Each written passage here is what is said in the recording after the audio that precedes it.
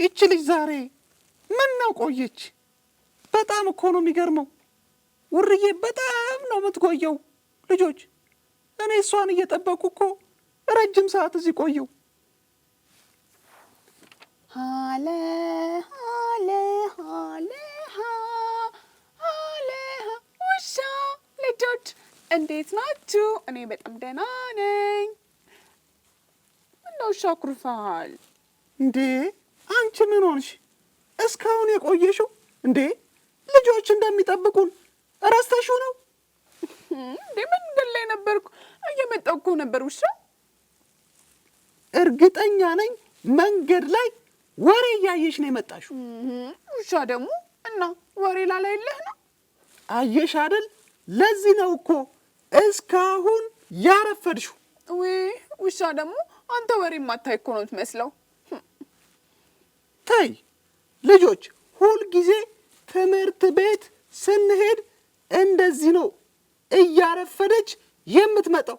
እኔ ግን ሁልጊዜ የትም ቦታ በሰዓት መድረስ ነው የምፈልገው። ልጆች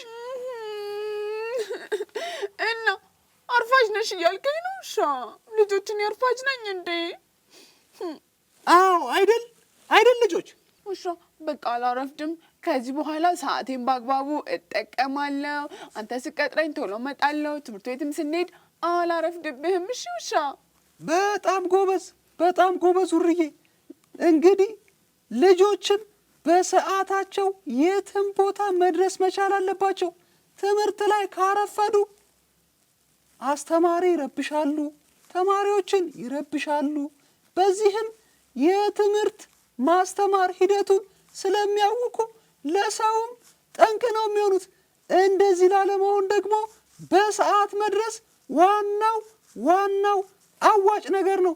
ስለዚህ ልጆችም በሰዓታቸው እንዲደርሱ አርፋጅ እንዳይሆኑ እስኪ አንድ ምክር እንድትመክርልኝ። ልጆች በቃ እናንተም ልክ እንደኔ አርፋጅ እንዳትሆኑ፣ ሰዓታችሁን በአግባቡ ተጠቀሙ፣ በጊዜ ተኙ፣ አታምሹ። ከዛ ደግሞ በጠዋት ወደ ትምህርት ቤታችሁ ተነሱ። በደንብ ሰማችሁኝ አይደል ልጆች? እኔ በጣም ወዳችኋለሁ። ውሻ ልጆችን አትወዳቸው? በጣም ነው የምወዳቸው ውርዬ። ለዛሬ እንግዲህ አንቺም ስለመከርሽልን ለዛሬ ያለንን ፕሮግራም ጨርሰናል። እስኪ ልጆችን እንሰናበታቸው። ልጆች በጣም እንወዳቸዋለን። ዛሬ ሰዓትን በአግባቡ መጠቀም እንዳለብን ተምረናል። በሚቀጥለው ሳምንት በቆንጆ ፕሮግራም እስከምንገናኝ ቻው ባይ። ቻው ልጆች።